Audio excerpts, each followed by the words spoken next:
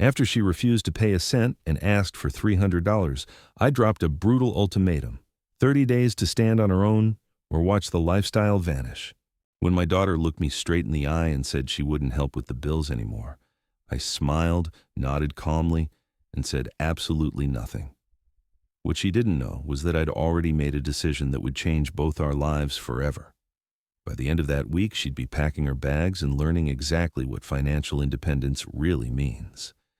Before we continue, please subscribe to the channel and let us know where you're listening in the comments. The morning light filtered through the floor-to-ceiling windows of our downtown condo, casting long shadows across the marble countertops I'd worked overtime for 3 years to afford. Madison sat at the breakfast bar, her manicured fingers wrapped around a coffee mug that cost more than most people spend on groceries in a week. Designer jeans, new MacBook Pro glowing beside her untouched Greek yogurt, AirPods dangling from her ears like expensive jewelry. At 24, she looked like success personified. The problem was, none of it belonged to her.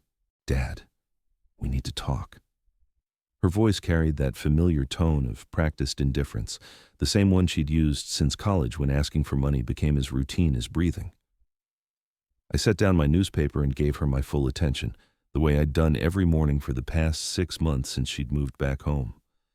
"What's on your mind, sweetheart?" She pulled out her phone, probably checking Instagram while delivering what she'd clearly rehearsed. "I've been thinking about our arrangement here, and I've decided I'm not going to contribute to household expenses anymore." The words hung in the air like smoke from a fire I hadn't seen coming. I blinked twice, certain I'd misheard. "I'm sorry, what did you say?" Madison finally looked up from her screen, her green eyes holding that familiar spark of entitlement I'd been enabling for far too long. "The bills, Dad. The utilities, the HOA fees, groceries, all of it. I need to focus on my career right now, and frankly, these expenses are holding me back from investing in myself." I stared at my daughter, this woman I'd raised and supported and sacrificed for, who was now sitting in my kitchen, telling me she wouldn't help pay for the roof over her head. The career she mentioned was a part-time social media consulting gig that brought in maybe $800 a month on a good month. The investing in herself involved daily shopping trips and weekend getaways with friends who still lived off their parents' money. "Madison," I said slowly, keeping my voice level, "you're living in a $3,000 a month condo in the heart of downtown. You eat the food I buy, use the electricity I pay for, enjoy the amenities I cover with my HOA fees. What exactly do you think would happen if I couldn't afford this place?" She shrugged with the casual indifference of someone who'd never worried about money because it had always been provided. "You'd figure it out. You always do. Besides, Dad, I didn't ask to be born. This is your responsibility as a parent. I shouldn't have to pay for basic necessities." The audacity was breathtaking. This was my daughter, the same little girl who used to help me count change for the laundromat when money was tight, who'd celebrated with me when I finally saved enough for our first real apartment. Now, she sat in luxury I'd worked 60-hour weeks to provide, telling me that supporting her indefinitely was my obligation. Madison continued, apparently interpreting my silence as acceptance. "I've already calculated what I'll save each month. No more splitting utilities, no more contributing to groceries or household supplies. This will free up almost $1,500 that I can put toward building my personal brand and expanding my business network." $1,500. That was exactly what she'd been contributing to our monthly expenses, money that covered less than half the actual cost of maintaining our lifestyle. The mortgage alone was $4,200 a month, not counting utilities, parking, insurance, and the dozen other expenses that came with urban living. "You've really thought this through," I observed, watching her face for any sign of the daughter I'd raised, the one who used to have empathy and gratitude. "What's your timeline for this new arrangement?" "Starting immediately," she said, sliding her phone into her designer purse. "I've already adjusted my budget for October." "Oh, and Dad, I'll probably need to borrow your car more often since I won't be splitting the insurance costs anymore. Mine is due for inspection, and honestly, the maintenance expenses don't make sense when I can just use yours." The morning sun had shifted, no longer casting shadows, but flooding our kitchen with harsh, unforgiving light. I looked around at the space we'd called home for 3 years, at the custom cabinets and granite surfaces and stainless steel appliances. All of it paid for by my job as a senior project manager at an engineering firm, work that required 12-hour days and weekend calls and constant stress about deadlines and budgets. Madison had graduated college 2 years ago with a communications degree and $37,000 in student loans that I'd co-signed and been making payments on ever since. She'd moved back home temporarily while looking for her dream job, which apparently meant scrolling through LinkedIn between spa appointments and brunch dates with friends whose parents had set them up with trust funds. The temporary arrangement had stretched from 3 months to 6 months to a year, and now into year 2. Her dream job had evolved into a series of part-time gigs and freelance projects that barely covered her personal expenses, let alone contributed meaningfully to our household budget. "How long do you think this new arrangement will last?" I asked, genuinely curious about her long-term planning. Madison brightened, apparently pleased that I was engaging with her proposal rather than immediately rejecting it. "Well, I'm really focusing on building my online presence right now. My Instagram following has grown by 12% this quarter, and I'm developing relationships with several potential brand partnerships. Once those start paying off, probably by next summer, I'll be in a much better position financially." Next summer. 8 months away. 8 months of me covering all our living expenses while she focused on becoming an influencer.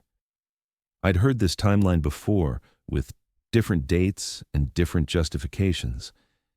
6 months ago, it was going to be by Christmas. Before that, it was going to be by her birthday in March. "Madison," I said carefully, "do you know how much it costs to maintain this lifestyle we're living?" She waved her hand dismissively. "Dad, you worry too much about money. We're fine. You make good money, and this condo's an investment, right? It's not like you're just throwing money away on rent." The condo was indeed an investment, one I'd purchased specifically because I wanted to build equity instead of paying rent forever. But investments required consistent payments, and those payments required consistent income, and consistent income required working long hours at a job that was slowly grinding away my health and sanity. "What if I lost my job tomorrow?" I asked.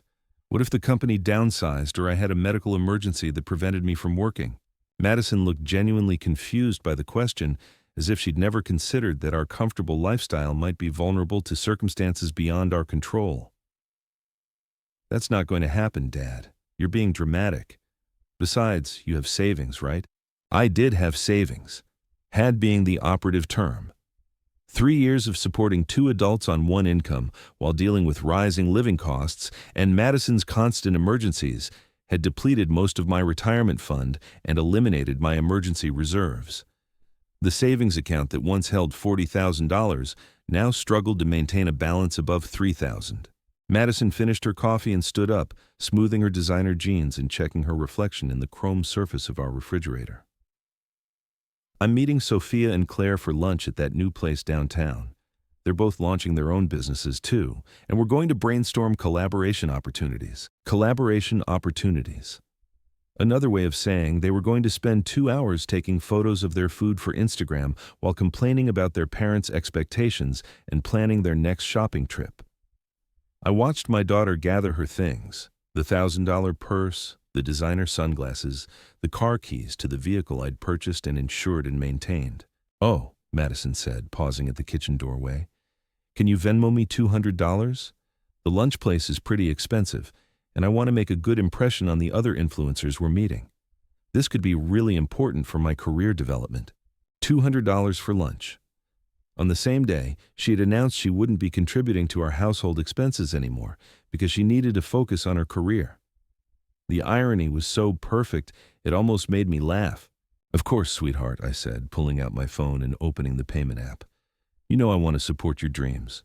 Her face lit up with genuine pleasure. "Thanks, Dad. You're the best. I'll probably be out pretty late tonight, too." Sophia knows this guy who works for a marketing agency, and he's throwing a networking event at some rooftop bar. Great opportunities to make connections, more opportunities, more expenses, more reasons why contributing to our shared living costs would interfere with her personal development. I watched her walk toward the front door, her heels clicking on the hardwood floors I'd had installed last year when she'd complained that the original carpet was embarrassing when her friends came over. The door closed behind her with a soft click, leaving me alone in the silence of our expensive downtown condo. I sat back down at the breakfast bar and looked around at the life I'd built, the comfort I'd provided, the security I'd sacrificed my own future to maintain. My phone buzzed with a notification that the Venmo payment had gone through.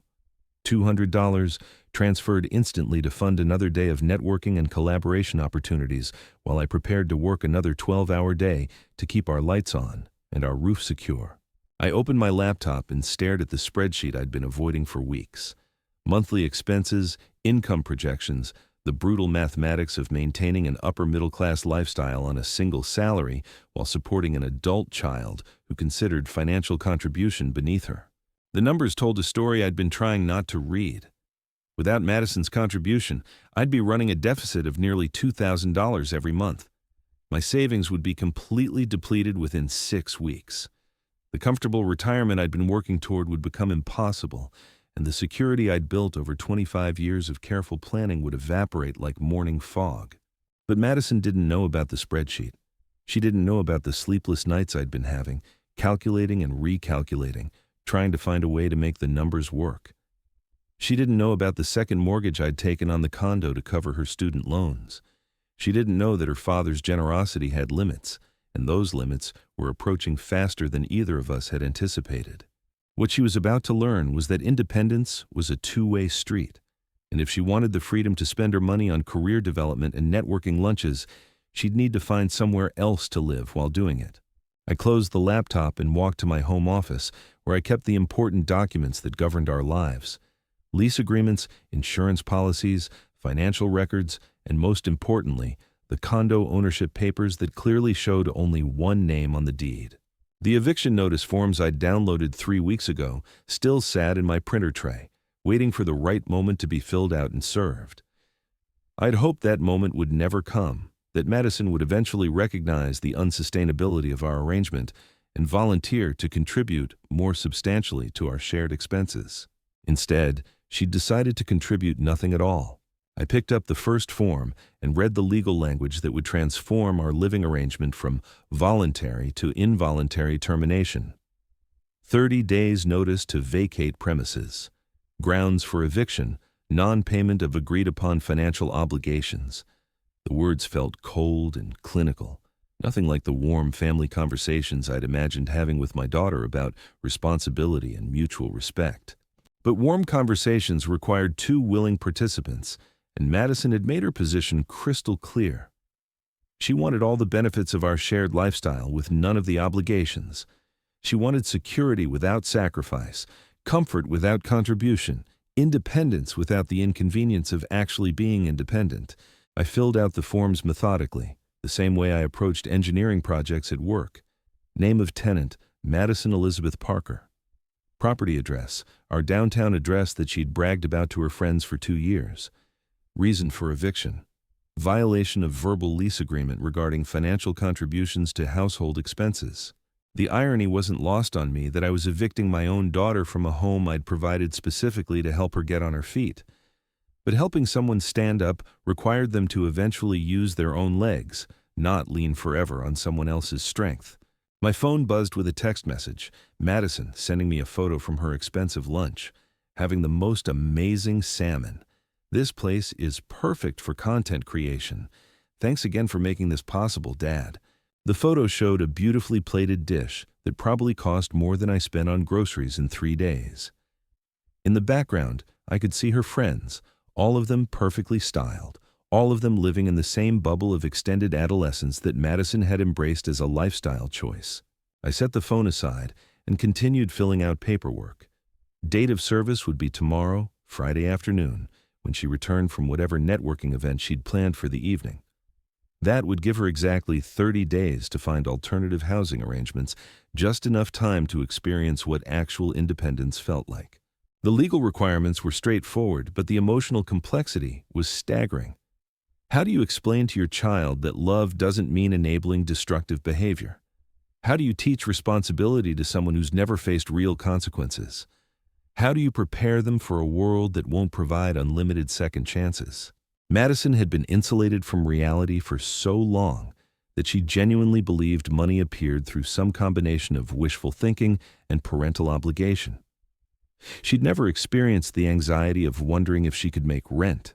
She'd never had to choose between paying utilities or buying groceries. She'd never felt the weight of financial responsibility pressing down on her sleep and coloring every decision with careful calculation. But she was about to learn all of those lessons very quickly. I walked to my bedroom and opened the closet where I kept important documents in a fireproof safe. Inside, alongside insurance policies and investment statements, was a folder labeled Madison's Education. Every tuition payment, every textbook receipt, every dorm fee and meal plan charge from 4 years of college. The total came to just over $87,000, not counting the student loans I'd co-signed and been paying on her behalf. $87,000 invested in her future, with the understanding that education was supposed to prepare her for self-sufficiency. Instead, she'd used her degree as a stepping stone to extended childhood, a justification for why she shouldn't have to contribute to the household that supported her lifestyle. The financial records painted a clear picture of 24 years of investment without return. Not financial return, I'd never expected that, but some basic acknowledgement that support came with responsibility.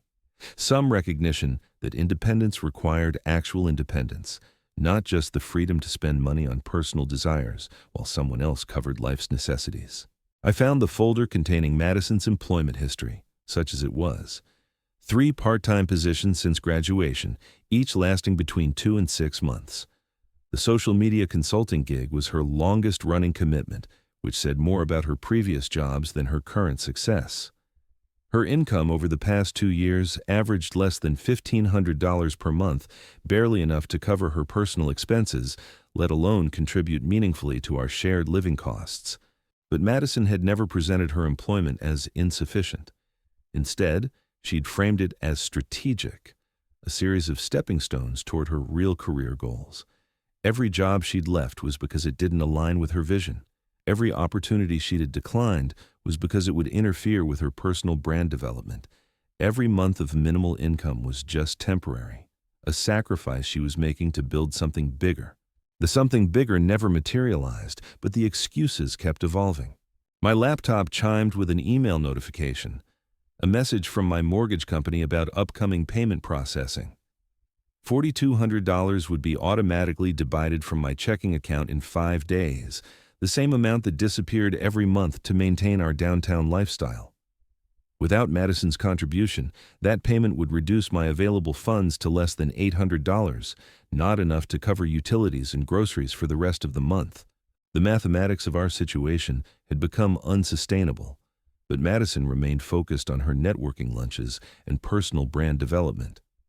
She'd calculated how much money she'd save by not contributing to household expenses, but she hadn't calculated how long I could afford to subsidize her lifestyle choices. The answer was 6 weeks, maybe 8 if I put everything on credit cards and hoped for the best. I pulled up my online banking and reviewed the past 6 months of transactions. Madison's Venmo requests had become increasingly frequent and increasingly expensive. Dinner with friends, new clothes for networking events, professional headshots for her social media profiles, weekend trips that were supposedly essential for her career development. Each request came with a detailed explanation of why the expense was an investment in her future success. The total over 6 months was just over $4,000, not counting her regular living expenses. $4,000 in discretionary spending while contributing $1,500 to our shared necessities. She was spending nearly 3 times more on herself than she was contributing to the household that made her lifestyle possible. But when I'd mentioned this imbalance during our conversation 6 months ago, Madison had been genuinely offended. She'd explained that investing in herself was exactly what successful people did. She'd pointed to examples of entrepreneurs who'd taken risks and spent money on image and networking before achieving breakthrough success. She'd made it sound like fiscal responsibility was actually a limitation on her potential. The logic was seductive, especially coming from someone you loved and wanted to see succeed. It was easy to rationalize one more month of support, one more networking opportunity, one more investment in her future. The problem was that the future kept moving further away, and the investments kept requiring more and more resources. I closed the banking app and returned to the eviction paperwork. The legal language felt harsh, but the financial reality was harsher. Supporting Madison's lifestyle choices was destroying my own financial stability, and her announcement that morning had made it clear she had no intention of changing course. Independence, I realized, couldn't be taught through conversations or encouraged through generosity. It had to be experienced directly, with real consequences and genuine stakes.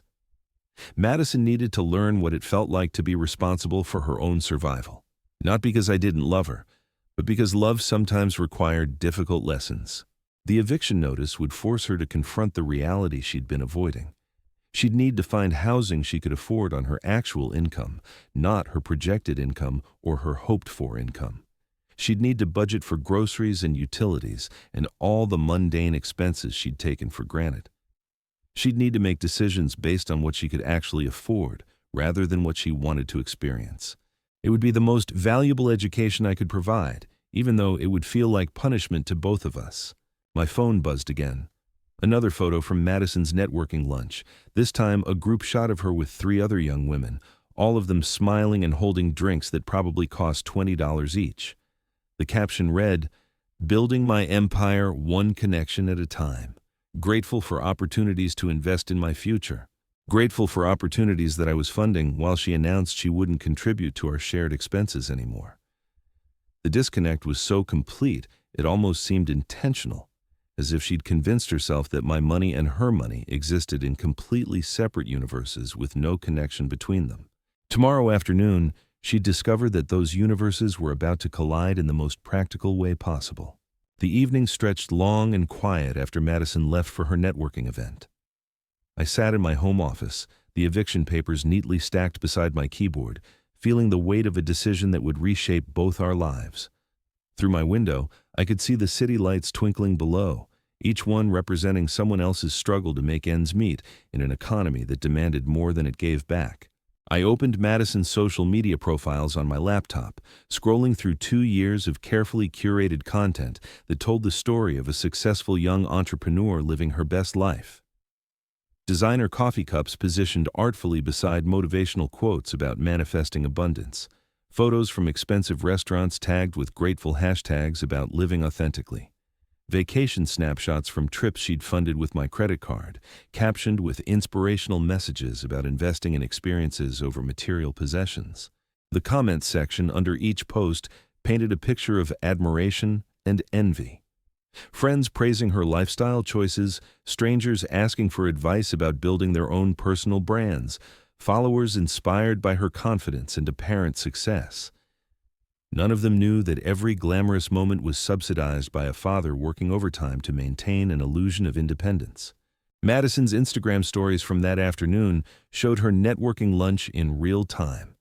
Boomerang videos of champagne glasses clinking together, close-up shots of business cards being exchanged, perfectly filtered selfies with captions about grateful for authentic connections and building meaningful relationships in the industry. Each story had dozens of views and responses, digital validation for a lifestyle built on borrowed money and deferred responsibility. I closed the laptop and walked to the kitchen, where the breakfast dishes still sat in the sink. Madison's coffee mug bore traces of the expensive lipstick she wore to make good impressions at networking events. Her yogurt container sat abandoned on the counter, another small example of how she moved through life expecting someone else to clean up behind her.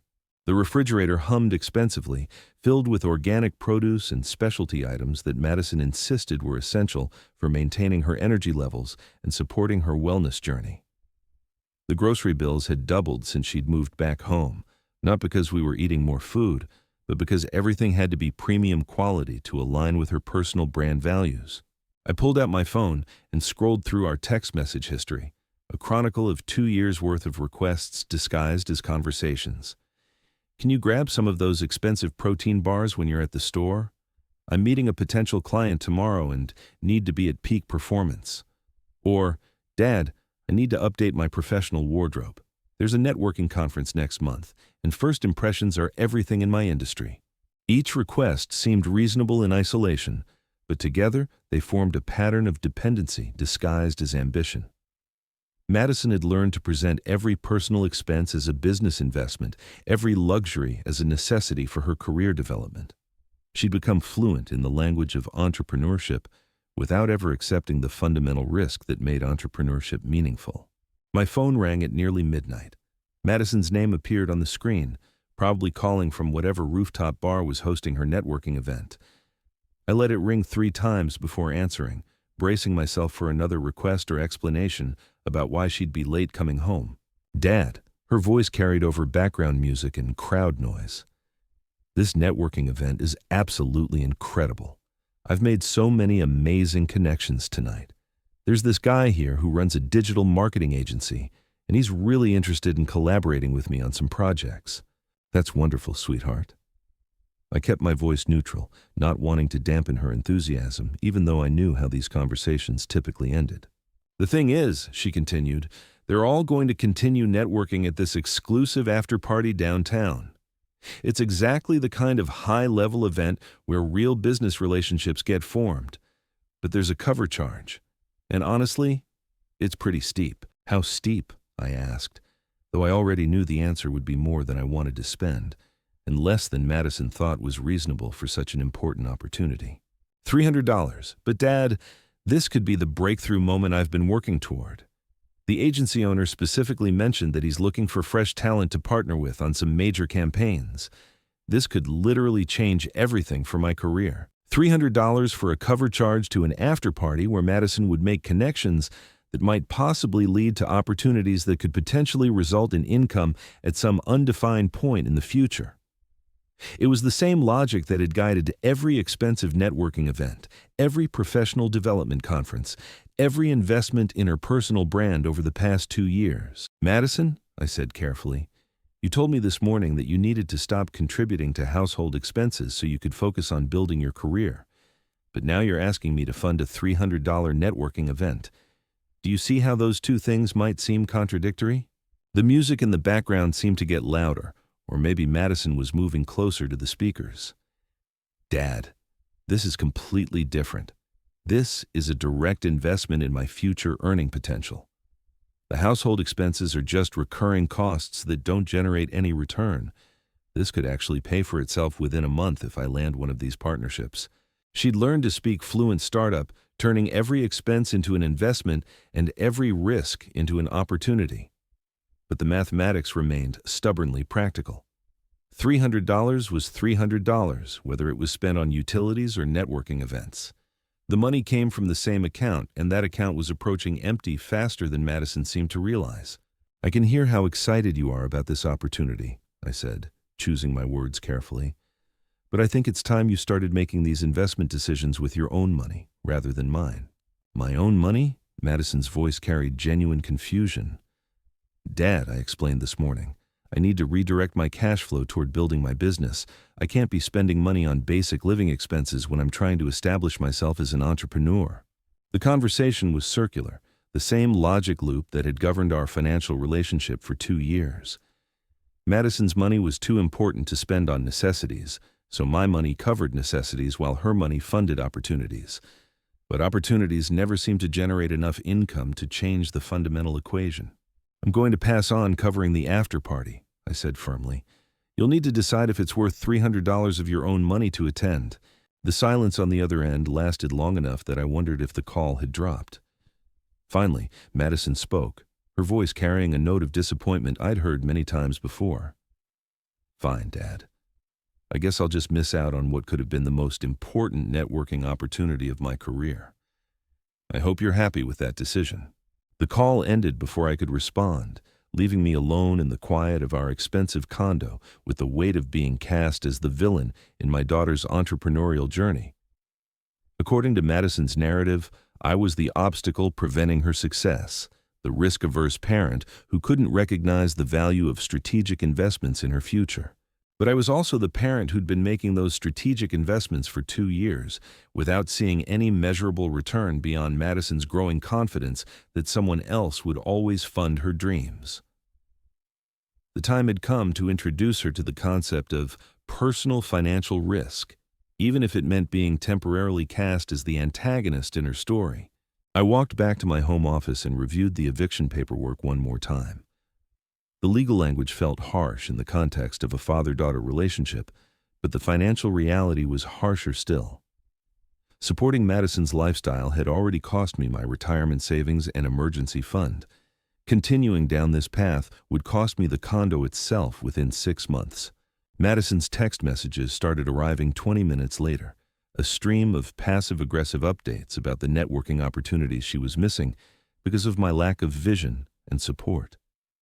Each message was accompanied by photos of other attendees who were clearly investing in their futures while she sat outside, unable to afford the cover charge that could have changed everything.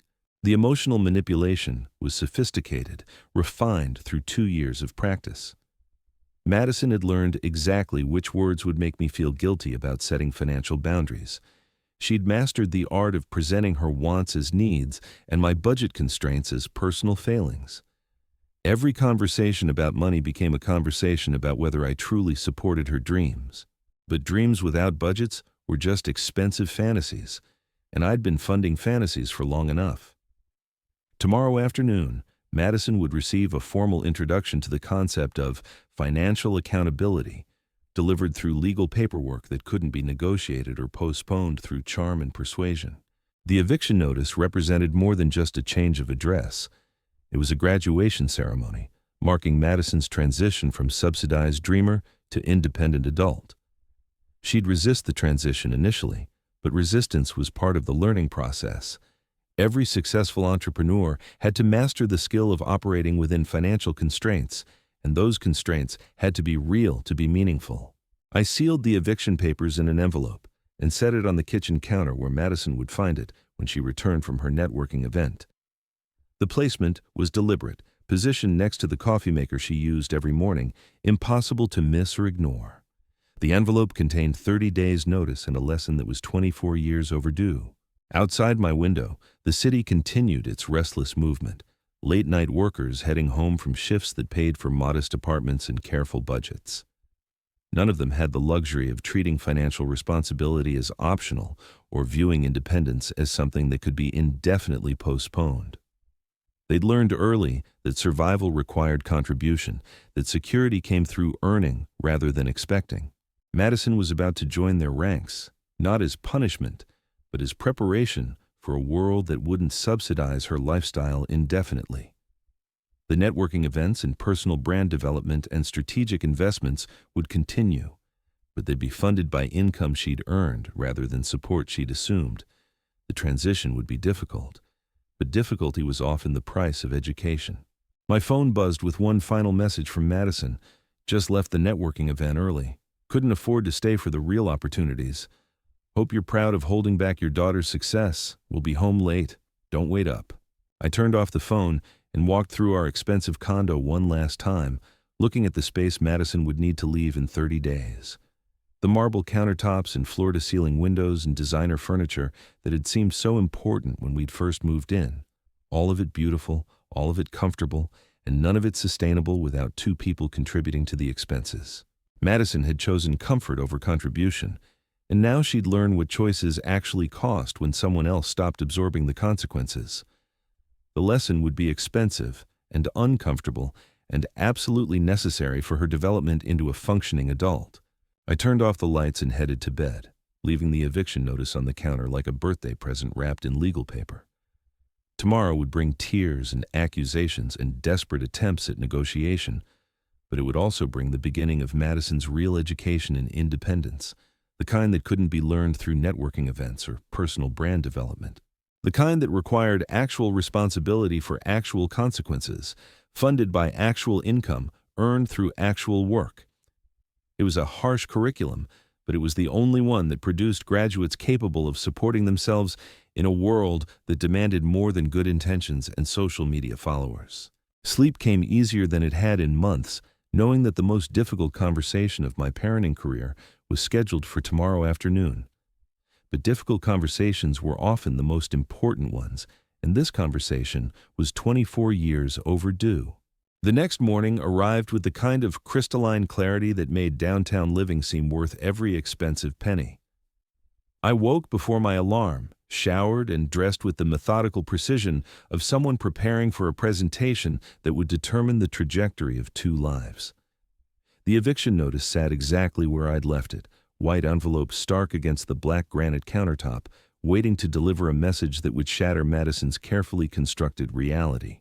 I made coffee in the French press Madison had insisted we needed for proper caffeine extraction, another $60 necessity that had somehow become essential for her morning routine. The irony wasn't lost on me that I was using her expensive equipment to prepare for the conversation that would end her access to such luxuries. Steam rose from my mug like smoke signals announcing the end of an era.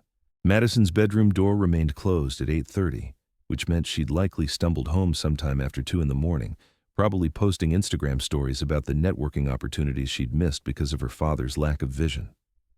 Her sleep schedule had become increasingly erratic since moving back home, another symptom of a life without real structure or consequences. I settled into my home office and opened the spreadsheet that had been haunting my nights for weeks. The numbers told the same brutal story they'd been telling for months, but now they carried additional weight. Today, Madison would see these figures for the first time. She'd learn exactly what it cost to maintain the lifestyle she'd been taking for granted. Monthly mortgage payment, $4,200. HOA fees, $350. Utilities averaged $240. Parking for 2 vehicles, $180. Insurance for the condo, our cars, and life coverage, $420. Groceries for 2 adults with Madison's expensive taste, $600 minimum. Internet, streaming services, and the premium cable package Madison needed for her content research, $130. The total came to just over $6,000 in fixed expenses, before adding discretionary spending like dining out, entertainment, Madison's networking events, and the constant stream of personal investments she'd been requesting. My after-tax income from the engineering firm was $6,800 per month, leaving roughly $800 for savings, emergency expenses, and the financial breathing room that had evaporated over the past 2 years. Madison's contribution of $1,500 had been covering less than 25% of our actual living costs, but even that minimal participation had made the numbers work. Without it, the mathematics became impossible within 6 weeks. With her additional requests for networking funds and career investments, the timeline accelerated to complete financial collapse within a month. I printed out the spreadsheet and added it to the folder of documents Madison would need to review. Financial transparency had never been part of our arrangement because I'd wanted to protect her from the stress of adult responsibilities. But protection had become enablement, and enablement had become unsustainable for both of us. My phone buzzed with a text from my younger brother Marcus, who'd been watching the situation develop from his apartment across town. Morning coffee at the usual place? I could use some perspective on family dynamics before facing the day ahead.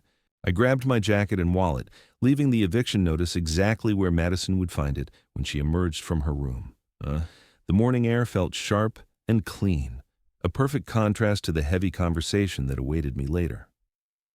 Downtown Seattle moved with its familiar rhythm of ambition and caffeine, everyone rushing toward meetings and deadlines, and the kind of productive urgency Madison had never experienced. Marcus was already seated at our regular table when I arrived, nursing black coffee and reading news on his tablet. At 38, he'd built a successful accounting practice from nothing, working 80-hour weeks for the first 5 years until his client base stabilized. He understood the relationship between effort and reward in ways Madison had never been forced to learn.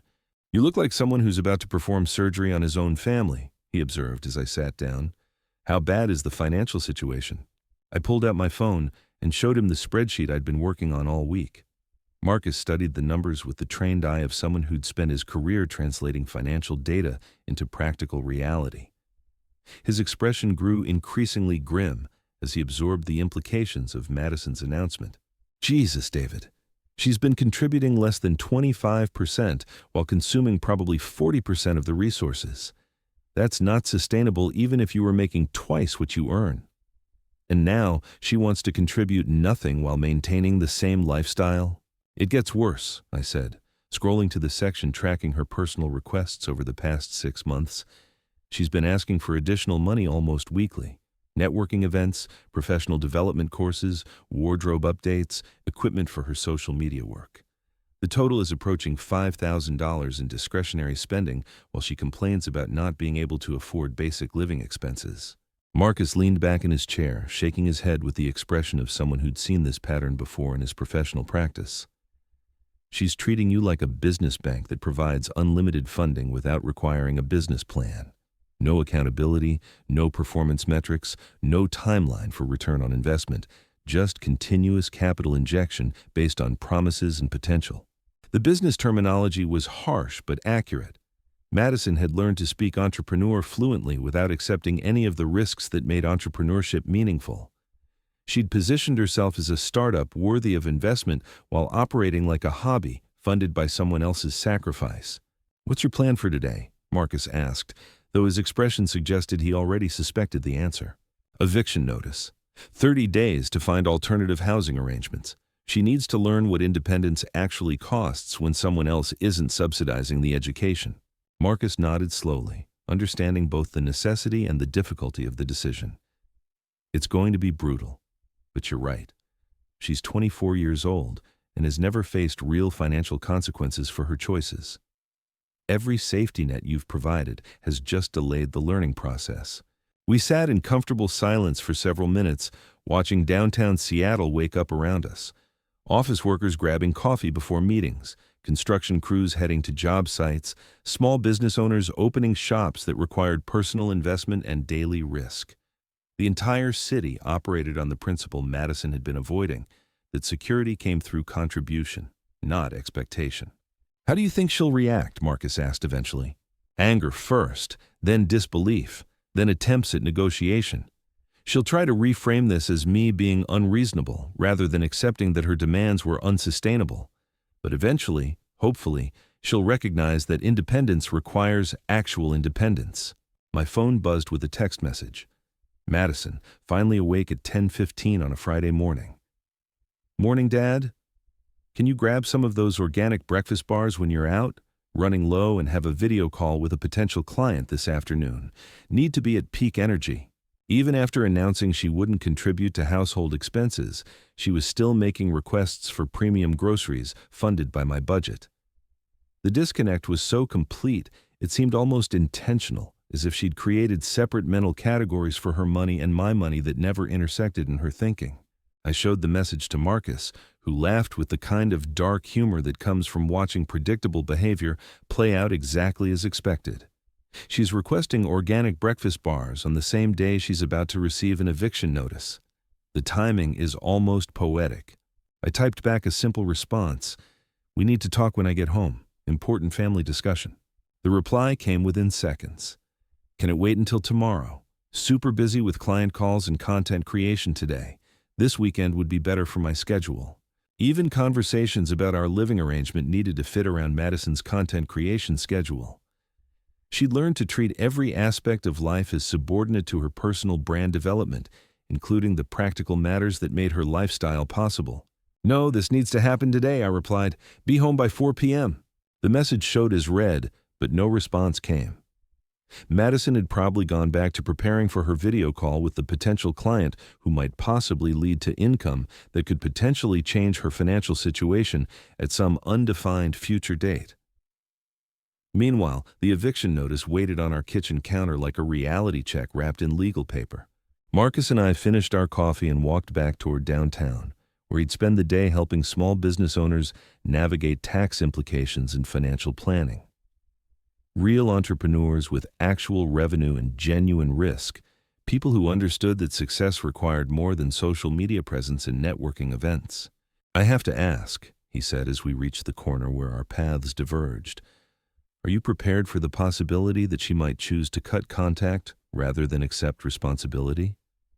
Some people would rather lose relationships than face the reality of their financial dependence." The question hit harder than I'd expected.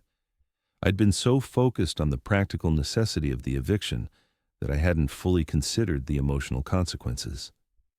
Madison might interpret this boundary setting as betrayal rather than education. She might choose to frame me as the villain who destroyed her dreams, rather than the parent who finally insisted she fund those dreams herself. "I'd rather have a daughter who resents me," but supports herself, then continue enabling behavior that's destroying both our financial futures, I said finally. She'll always be my daughter, but she can't always be my financial dependent. We shook hands at the intersection, and I walked back toward our condo with the weight of the afternoon's conversation pressing against my chest like a physical burden.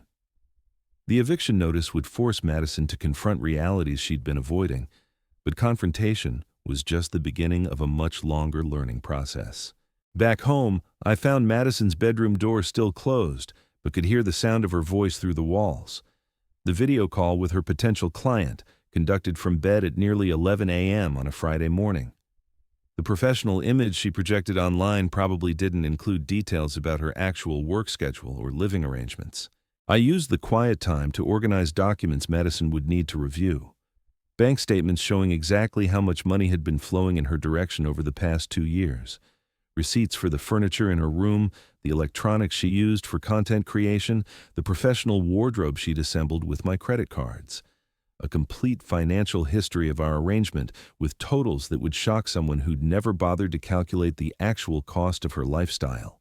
The numbers told the story of a daughter who'd received nearly $47,000 in direct support over 24 months, not counting the housing, utilities, and daily expenses she'd been taking for granted. $47,000 that could have funded my retirement contributions, emergency savings, or the home improvements I'd been postponing to maintain her comfort level. Madison's video call ended around noon, followed by the sound of her shower running and the familiar routine of preparing for another day of networking and personal brand development. She emerged from her room at 12:30, dressed in the kind of carefully curated outfit that projected success while costing more than most people spend on clothing in 6 months. "Good afternoon, sweetheart," I said from the kitchen, where I'd positioned myself near the eviction notice. "How did your client call go?" "Really well, actually. She's interested in having me manage her social media presence for her consulting business. It could be a steady income stream if we can agree on terms." Madison moved toward the coffee maker, completely missing the white envelope positioned 3 inches from her usual morning routine. "That sounds promising. What kind of timeline are we looking at for this potential income?" She started preparing her elaborate coffee ritual, the kind that required specialized equipment and 15 minutes of careful attention to achieve the proper extraction and foam consistency. Probably a few weeks to finalize the contract, then maybe a month or 2 to see if we're a good fit for each other. But David, this could be exactly the breakthrough I've been working toward. Steady monthly income, plus the potential for referrals to other clients. A few weeks plus a month or 2 meant at least 3 months before any money materialized, assuming the potential client converted to an actual client and the working relationship survived long enough to generate meaningful income. Meanwhile, our rent was due in 5 days, and utilities would need to be paid by the end of the month. "Madison," I said carefully, "we need to discuss our conversation from yesterday morning about your decision not to contribute to household expenses anymore." She looked up from her coffee preparation with the expression of someone who'd hoped an uncomfortable topic would simply disappear if ignored long enough. "Dad, I thought we covered that already. I need to redirect my cash flow toward building my business. This potential client I just talked to proves that my strategy is working." The strategy that had produced less than $800 in monthly income over 2 years while consuming thousands in support and investment. But Madison presented each small opportunity as validation of her overall approach rather than evidence of its limitations. I picked up the white envelope and held it where she couldn't miss it. "Madison, this is an eviction notice. You have 30 days to find alternative housing arrangements." The coffee mug slipped from her fingers, hitting the marble countertop with a sharp crack that sent hot liquid splashing across the surface. For several seconds, she stared at the envelope like it contained a language she couldn't translate. "What are you talking about?" Her voice came out higher than usual, carrying the first note of genuine panic I'd heard in months. "An eviction notice?" "Dad, this is our home. You can't evict me from our home." "This is my home," I corrected gently. "You've been living here as my guest with the understanding that you'd contribute to household expenses. Yesterday, you announced that you no longer intend to honor that arrangement. This notice formalizes the end of our housing agreement." Madison grabbed the envelope with shaking hands, tearing it open and scanning the legal language with growing horror. 30 days notice to vacate premises, violation of lease agreement, the formal terminology that reduced our family relationship to a landlord-tenant dispute governed by state law. "This is insane," she said, her voice rising to match her panic. "You can't treat your own daughter like some random tenant who didn't pay rent." "I live here, Dad. This is my address, my home, my life. And maintaining this home costs $6,000 every month in fixed expenses. Your contribution of $1,500 covered 25% of the actual costs. And now you've decided that even that minimal participation is too much of a burden on your career development." I pulled out the financial spreadsheet and placed it on the counter next to the eviction notice. Madison stared at the numbers like they were written in hieroglyphics, her face cycling through confusion, disbelief, and growing comprehension of how unsustainable our arrangement had become. $6,000, she whispered. I had no idea it cost that much to live here. The admission revealed the depth of her disconnect from financial reality. For 2 years, Madison had been consuming resources without understanding their cost, making decisions based on what she wanted rather than what we could afford. The mortgage, utilities, insurance, and daily expenses had been invisible to her because someone else had been handling the mathematics. Madison sank into one of the bar stools, still holding the eviction notice like evidence of a crime she couldn't believe had been committed. "Dad, you're talking about making me homeless. Your own daughter, homeless, because I want to focus on building my career instead of paying your bills." The reframing was immediate and predictable. In Madison's version of events, she was the victim of an unreasonable father who expected her to pay his bills, rather than a grown woman who'd been living beyond her means at someone else's expense.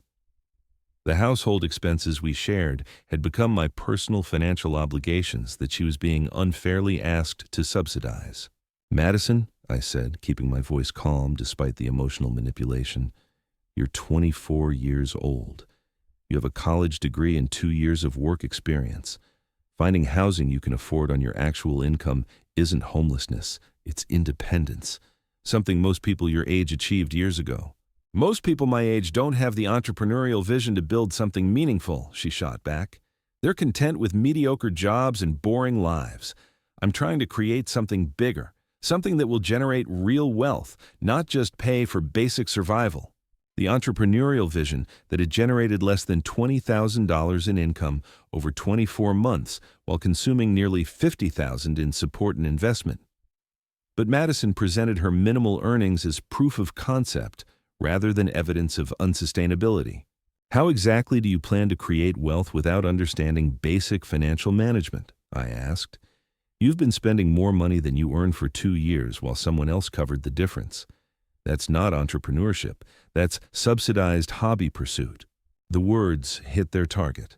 Madison's face flushed with anger and embarrassment, the combination that appeared whenever her financial dependence was addressed directly rather than diplomatically.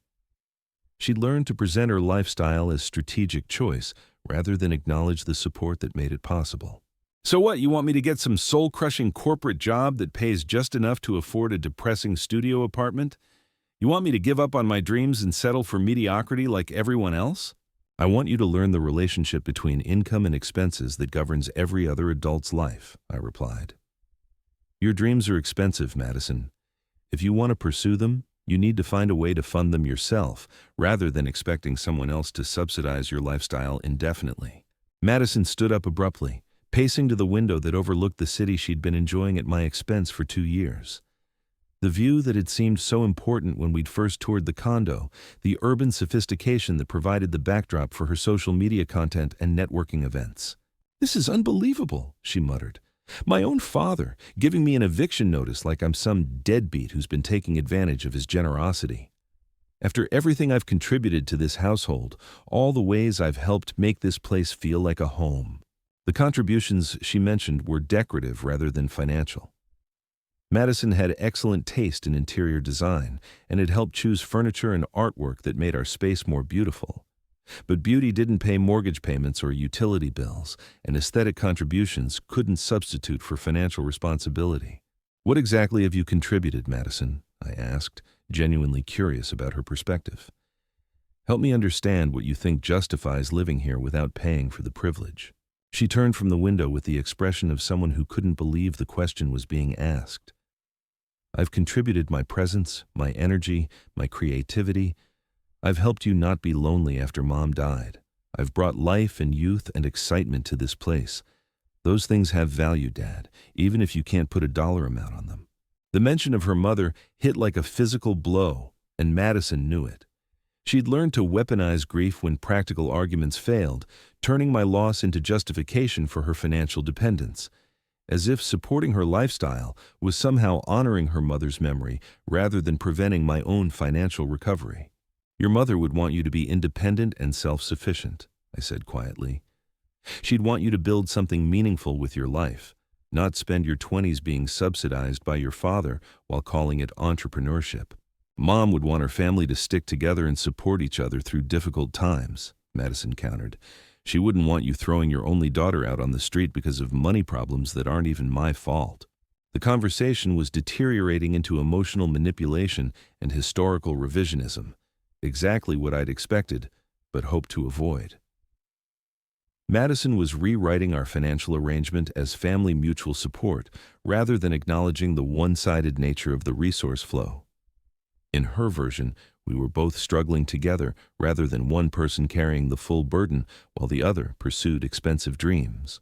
Madison, I love you more than anything in this world, but love doesn't pay rent.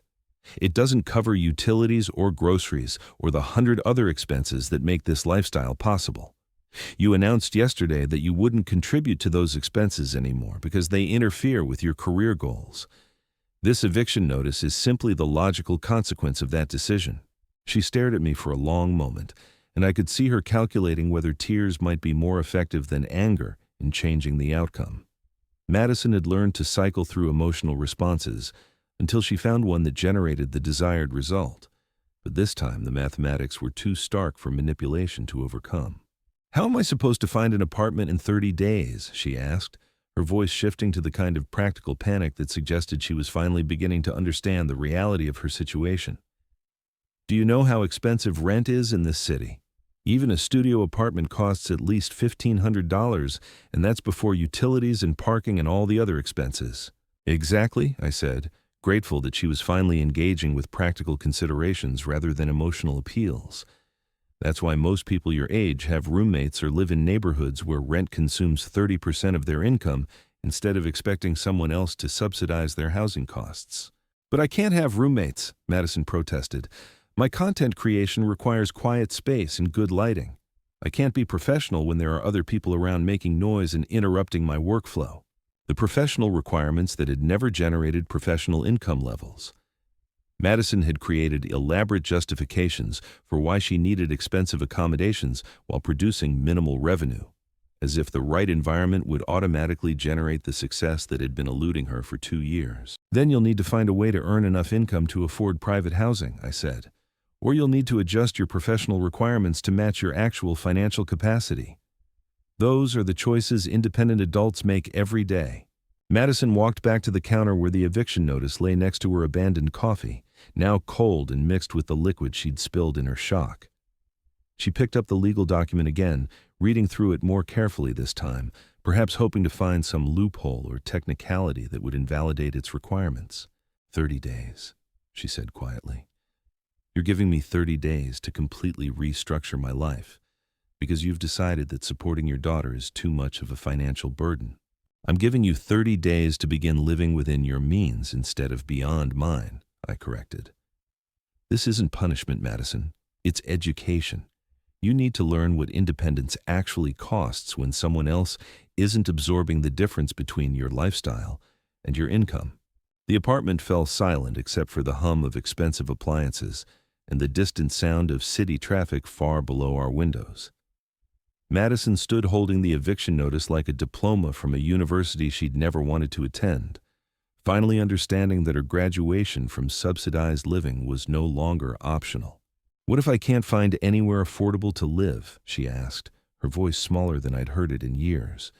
What if I end up having to move back in with roommates or find some terrible place in a bad neighborhood?